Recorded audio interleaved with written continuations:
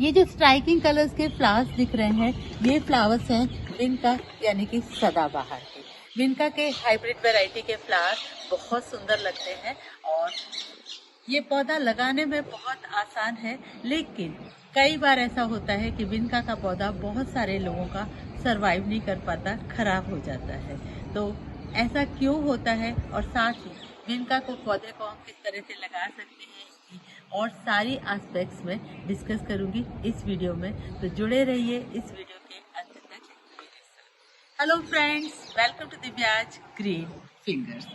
सबसे पहली बात ये है कि बात कर लेते हैं हम इसकी सॉइल की। तो किसी भी प्लांट के लिए वेल ड्रेन्ड सॉइल हमेशा अच्छी मानी जाती है, तो इसके लिए अभी हमें वेल ड्रेन्ड सॉइल लेनी चाहिए।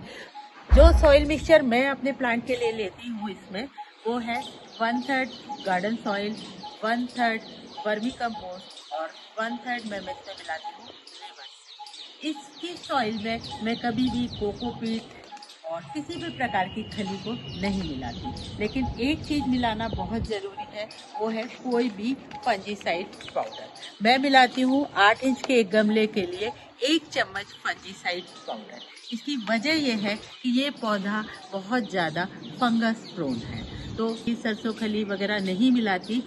वही वजह है कि इस पौधे में फंगस बहुत जल्दी लगती है, तो इसमें आप फंजीसाइड पाउडर ज़रूर से मिलाइएगा, क्योंकि फंजीसाइड पाउडर नहीं मिलाएंगे तो पौधा आपका खराब हो सकता है, उसमें फंगस लग सकती है।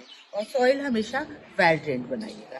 तो दूसरी बात यह है कि इसका पौधा जब भी मैं लगाती हूँ तो उस पौधे में वाटरिंग का बहुत ध्यान रखना पड़ता है, क्योंकि वाटरिंग अगर आप इस पौधे को एक आध दिन प्यासा रह जाएगा पौधा, कोई फर्क नहीं पड़ेगा, थोड़ी सी पत्तियां विल्ट होंगी, लेकिन इस पौधे में अगर ओवर वाटरिंग हो गई तो ये पौधा खराब हो जाएगा। ओवर वाटरिंग कभी भी नहीं होनी चाहिए। मॉइस्चर पसंद है पौधे को, पर आप देखिएगा मेरी मिट्टी, अभी इस मिट्टी में देखिए आप, ये मिट्टी में लड्डू बन रहा है। ये मिट्टी, इस पौधे को अभी 1-2 दिन पानी देने की बिल्कुल जरूरत नहीं है। इनफैक्ट मैं तो ये कहूँगी कि अगर सर्दी के सीजन में ये पौधा आपने लगाया है तो इस मिट्टी अगर ठंडी भी दिख रही है तो भी आप पानी बिल्कुल मत दीजिएगा, क्योंकि पौधे में फंगस पकड़ सकती है। और जब आप पानी दें तो पानी आप इसे भरपूर दीजिएगा, पानी इतना दीजिएगा कि वो ड्रेनेज होल से निकल कर बाहर आ जाए। तो सर्दी में मैं कहूँगी कि आप इसे 5-6 दिन में पानी दीजिएगा।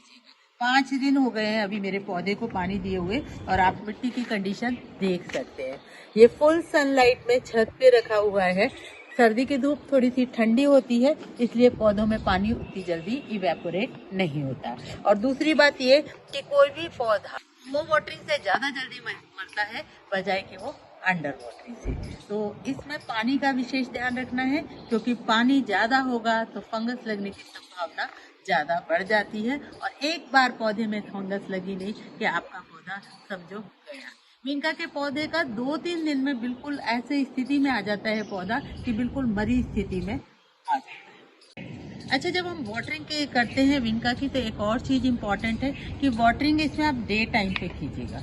डे टाइम पे अगर आप भरपूर वाटरिंग करेंगे, इसमें सैचुरेट करेंगे, तो शाम तक थोड़ा बहुत पानी इवेपोरेट हो जाएगा। और दूसरी बात, वाटरिंग आप कभी भी लीफ पे मत करिएगा, फ्लावर्स पे मत करिएगा, क्योंकि उससे फंगस पकड़ने के चांसेस ज़्यादा बढ़ जाते हैं। और अगर आपने लीफ और फ्लावर पे अगर इनकेस इसे शावर किया भी है, नहलाया भी है प्लांट को, तो वो हमेशा सुबह के टाइम पे करिए। और जिस दिन मौसम अच्छा हो उस दिन आप ऐसा करिएगा। कई बार सर्दी के टाइम पे बहुत ज़्यादा धुंध और धूप होती है, धूप नहीं निकलती, तो उस दिन आप उस तरह की शावरिंग इसे मत कीजिएगा।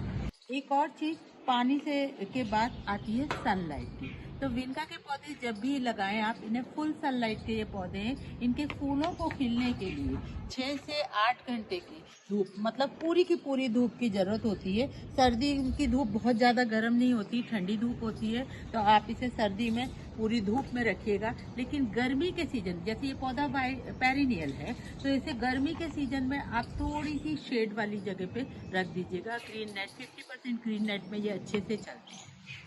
लेकिन बरसात में आपको इसको बरसते पानी में नहीं छोड़ना है। एक आध पानी लग गया कोई बात नहीं, बरसात का पानी पौधों के लिए अच्छा रहता है, लेकिन बरसात के मौसम में आप इसे थोड़ा सा कवर्ड जगह पे रखिए।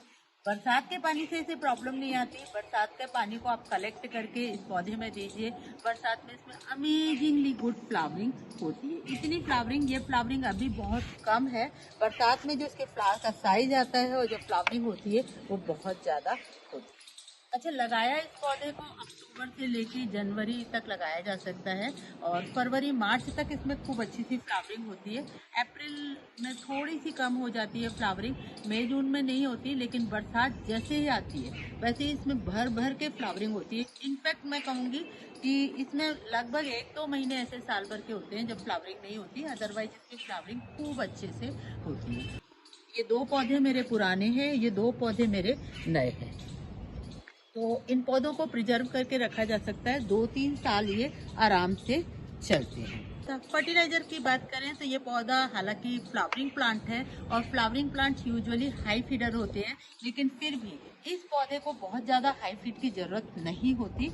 आपने अगर इसे अच्छी मिट्टी में लगाया है, वेल ड्रेन्ड सॉइल में लगा रखा है पौधा, तो आप इसे जो ब्लूमिंग टाइम चल रहा है, जैसे अभी ब्लूमिंग टाइम चल रहा है, तो महीने में एक बार 1 मुट्ठी वर्मी कंपोस्ट दे दीजिएगा। That is more than sufficient. Vermi compost, सड़ी हुई गोबर की खाद आप दीजिए, बहुत अच्छे से ये चलेंगे। सरसों खली मैं इसमें देना रिकमेंड नहीं करती क्योंकि ये फंगस पकड़ सकता है। इनफैक्ट मैंने तो जब से लगाए हैं, एक बार इन्हें रिपोर्ट किया था, तब से अभी तक दी ही नहीं है।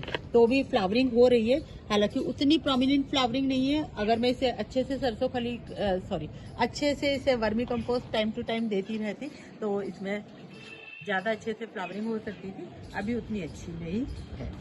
इसके मेंटेनेंस की अगर हम बात करें तो मेंटेनेंस के नाम पे इसकी जितनी भी डेड फ्लावर्स है, आप विदर्ड फ्लावर्स हैं, उनको आप प्लग करते रहिएगा। ये देखिए सीड पॉट निकल रही है। जितनी आप डेड हेडिंग करेंगे आपको उतनी ही ज़्यादा ब्लूमिंग मिलेगी, क्योंकि जब हम डेड फ्लावर्स को हटाते हैं तो वो अननेसेसरी पौधे की एनर्जी जो लेते रहते हैं वो लेना बंद हो जाती है और इसके साथ साथ पौधे को भी सिग्नल मिलता है कि अभी मुझे और ज़्यादा ब्लूम करना है। एक और चीज़ कि मेंटेनेंस के नाम पे कि आप इसकी प्रूनिंग कर सकते हैं। अभी मेरे पौधों में प्रूनिंग की गुंजाइश नहीं है क्योंकि ये ऑलरेडी बहुत छोटे छोटे साइज के पौधे हैं और छोटे ही रहते हैं। ये बहुत ज़्यादा प्रूनिंग की इसमें ज़रूरत नहीं पड़ती। पर जब फ्लावरिंग खत्म हो जाए तो हम इसकी 1 से 2 इंच, मैं आपको बता देती हूँ, 1 से 2 इंच तक ही प्रूनिंग करें। तो प्रूनिंग करेंगे तो इससे पौधा और ज़्यादा बुशी होगा, लेकिन मैं इसमें प्रूनिंग करती नहीं हूँ क्योंकि ये बहुत ज़्यादा बढ़ते नहीं हैं। अब हम बात कर लेते हैं इसके प्रोपोगेशन। तो प्रोपोगेशन इसको कई तरीके से किया जा सकता है। ये सीड पॉड निकल रही है, आप देखिए सीड पॉड से भी किया जा सकता है, लेकिन सीड पॉड जब पक जाएंगी तो अपने आप गिर जाएंगी तो नीचे पौधे निकल आते हैं। कटिंग से अच्छा प्रोपोगेशन हो जाता है। मैंने विनका को कटिंग से रेनी सीजन में कई बार प्रोपोगेट किया है। कटिंग से अगर आप हाइब्रिड वैरायटी का पौधा लगाएंगे तो वो उसमें हाइब्रिड ही निकलेगा। और इसके अलावा आप इसकी सैपलिंग्स लगा सकते हैं। सैपलिंग से लगाना आसान है, और नहीं तो मार्केट में इस तरीके का 20-30 रुपए का ये पौधा मिल जाता है थैली का। तो मैं ज़्यादा प्रेफर करती हूँ कि मैं इससे लगाऊं, क्योंकि कटिंग से लगाने में भी आपको वेट करना पड़ता है। हाइब्रिड विनका के सीड्स भी आते हैं, ऑनलाइन मिल जाते हैं, आपको मार्केट में भी मिल जाते हैं, लेकिन सीड से उगाना बहुत ही ज़्यादा पेशेंस भरा काम है और ट्रिकी भी है, क्योंकि सीड से जब हम पौधा उगाते हैं तो उसकी सक्सेस रेट बहुत अच्छी हो ये ज़रूरी नहीं है। कई बार सक्सेस नहीं होते तो बहुत डिसअपॉइंटमेंट होता है। 20 से 30 रुपए के बीच में मिल जाती है और ये करीबन 1-2-2.5 महीने का पौधा होगा। तो मुझे ये ठीक लगता है कि मैं इस तरह की जो थैली वाली सैपलिंग्स है उन्हें ले आऊं और लगाऊं। अब मैं इसको लगाना बताऊं। इसको लगाना भी थोड़ा सा ट्रिकी है। इसकी थैली को यूजुअली हम एक तरफ से काटते हैं, लेकिन विनका में आपको स्पेशली ध्यान रखना है कि आपको मिट्टी बिल्कुल भी नहीं हटानी है। मैंने ये देखिए थैली दोनों तरफ से काटी। पॉट में ऑलरेडी मैंने मिट्टी बहुत कम भरी है जिससे कि मेरा पौधा अच्छे से सेट हो जाए। और पॉट साइज जो लिया है वो बहुत बड़ा नहीं लिया है।